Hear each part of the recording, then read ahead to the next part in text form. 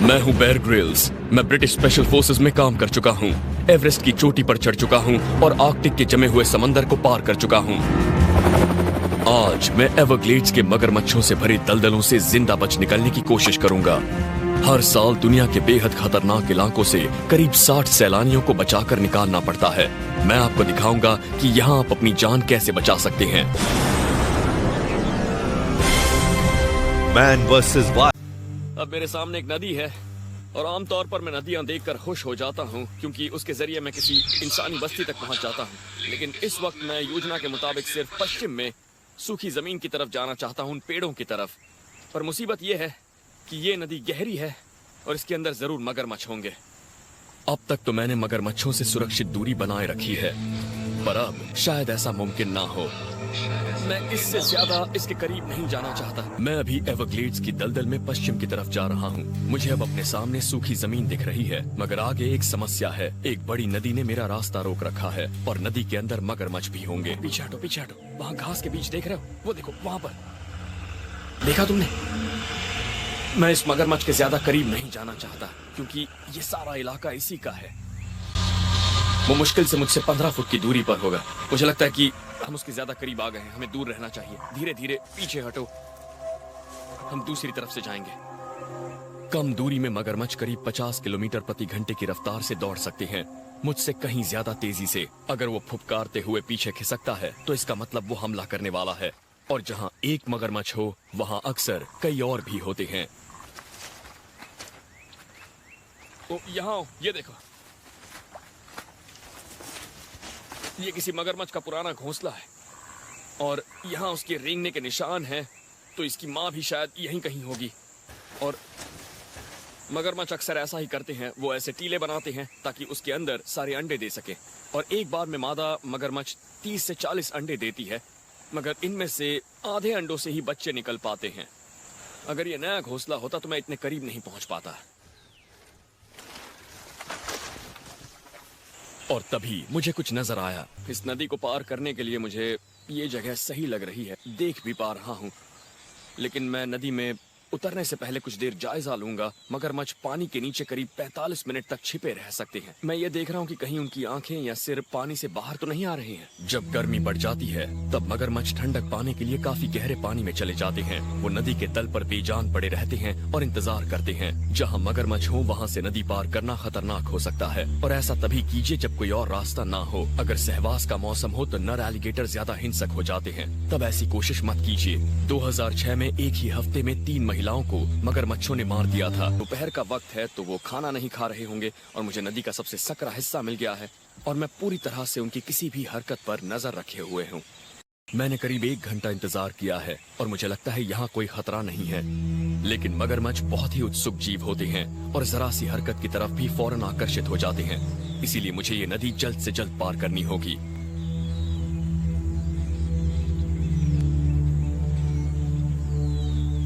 मगरमच्छों के ज्यादातर हमले गलतफहमी की वजह से हो जाते हैं। मतलब वो हमें कुछ और समझ लेते हैं। नदी में सिर बाहर रखकर तैरने पर खतरा इस बात का है कि कहीं वो हमें कोई पंछी या कछुआ ना समझ लें। इसीलिए मैं पानी के अंदर से तैरने की कोशिश करूंगा, काफी तेजी से और कम से कम हरकत करते हुए। और लोग चाहे कुछ भी कहें, मैं हाथ में चाकू लेकर ही तैरने वाला हूं।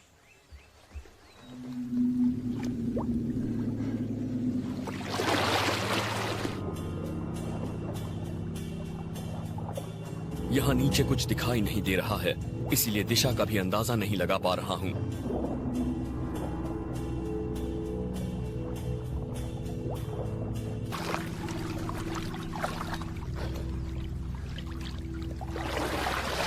मेरी धड़कनें तेज हो गई हैं। मुझे खुशी है कि मैंने नदी पार कर ली है, लेकिन पता नहीं क्यों मुझे नदी पार करते वक्त घबराहट हो रही थी। बस बहुत देर रह लिया पानी में। अब मैं यही दुआ कर रहा हूँ कि इन पेड़ों के पार मुझे सूखी जमीन मिल जाए। सफर में पहली बार अपने पैरों को देख पा रहा हूँ। सूखी जमीन पर आने के बाद राहत महसूस हो रही है। ये देखिए, मुझे पता नहीं मेरा ये सफर कब खत्म होगा, लेकिन मुझे ऐसा लगता है कि मैंने पहली बाधा पार कर ली है। और आप जानते हैं, मैं बस अभी 5 मिनट यहाँ बैठकर ये देखना चाहता हूँ कि पैरों को गीला किए बिना बैठना कैसा लगता है। मैं इन पलों का आनंद उठाना चाहता हूं, क्योंकि मैं ज्यादा देर ऐसा नहीं कर पाऊंगा।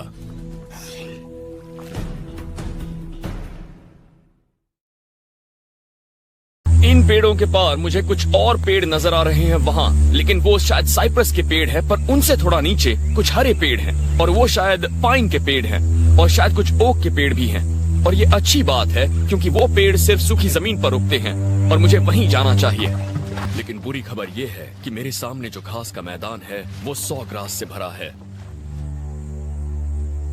सॉ ग्रास की पत्तियां काफी धारदार होती हैं और बहुत खतरनाक भी, लेकिन इसे पार करने का अच्छा तरीका ये है, पहले ये देख लीजिए कि ये किस तरफ काटती हैं। और वो तरीका है, अगर आप इसे इस तरफ खींचते हैं तो आपको कुछ नहीं होगा, लेकिन जैसे ही हाथ उल्टा चलता है तो कहानी बदल जाती है। ये देखिए, ये फौरन आपको काट देगा। इसकी वजह यह है कि घास के पिछले हिस्से में आरी जैसे छोटे छोटे फिलामेंट्स होते हैं, और अगर आपको इस घास के मैदान को पार करना है तो आपको अपना चेहरा ढक लेना होगा। हाथों को इस तरह मोड़िए, आस्तीन नीचे कीजिए, और आपके पास डंडा हो ऐसे इस्तेमाल कीजिए। जब आप आगे बढ़ेंगे तो ये घास को नीचे दबाता जाएगा, घास चुभेगी नहीं। चलिए चलते हैं। सॉ ग्रास नमी सोखता है, इसीलिए यहाँ का तापमान सामान्य से करीब 2 डिग्री ज्यादा होता है। एवरग्लेड्स का तापमान 32 डिग्री सेल्सियस तक पहुंच जाता है, इसीलिए इस घास के बीच फंसना जानलेवा हो सकता है। इससे आप समझ जाएंगे कि यहाँ रास्ता भटकना कितना आसान है।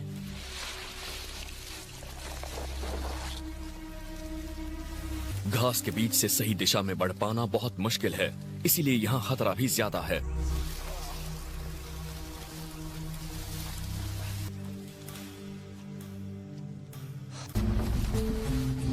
दो दिन बाद मैं सूखी जमीन पर पहुंचा हूं, मगर यहाँ नए खतरों का सामना करना होगा, सांप और काले भालुओं का। और अब मुझे सबसे पहले खाना ढूंढना होगा।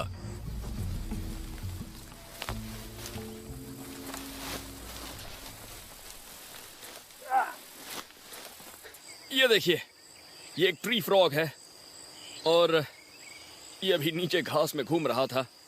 आप इसे खा सकते हैं, क्योंकि एवरग्लेड्स का कोई भी मेढक जहरीला नहीं होता।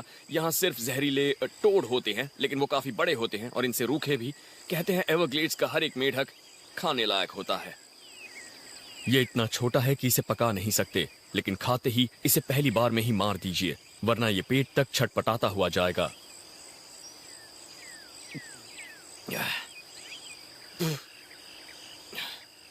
कम से कम इससे ताकत तो मिल जाएगी। चलिए आगे बढ़ते हैं। इस तरह के हालात में जब भी, जहां भी, जो भी मिल जाए उसे खा लेना चाहिए।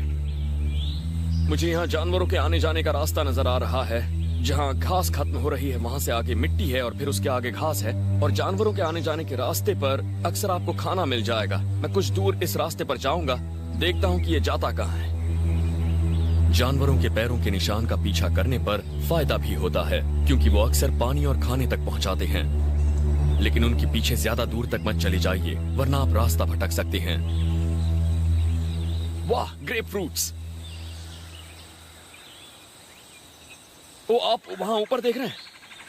सच कहूं तो इन्हें यहाँ देखकर मैं बहुत हैरान रह गया हूँ, क्योंकि ये फल आमतौर पर इस इलाके में पाए नहीं जाते। और एवरग्लेड्स में ये सिट्रस फल मिलने का मतलब है कि इस जगह का इस्तेमाल शायद सेमिनोल कैंप की तरह किया जाता था। सेमिनोल कबीले के लोग यहाँ सन 1817 के फ्लोरिडा वॉर्स के समय आए थे।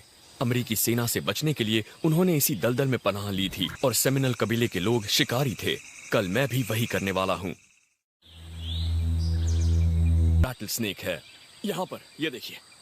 ये एक ईस्टर्न डायमंडबैक रैटल स्नेक है, और ये दरअसल उत्तरी अमेरिका के सबसे बड़े और सबसे जहरीले सांप होते हैं। मैं इसके और करीब नहीं जाने वाला। ये अपनी लंबाई जितनी दूरी तक वार कर सकता है। अगर कभी ये आपके सामने आ जाए तो भलाई इसी में है कि आप धीरे धीरे पीछे हटें, मगर नजरें इसी पर जमाए रखिएगा।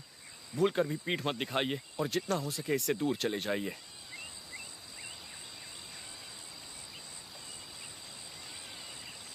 इसीलिए जांग तक ऊंची इस घास में चलते हुए सावधान रहना इतना जरूरी है।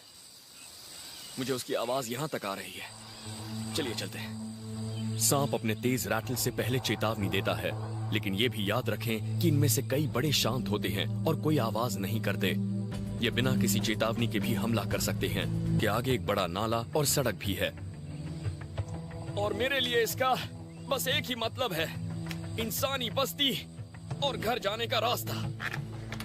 एवरग्लेड्स में अगला पेड़ भी आपके बाहर निकलने का रास्ता हो सकता है, और इससे यही सीख मिलती है कि अगर आप यहाँ भटक जाएं तो हिम्मत मत हारिए।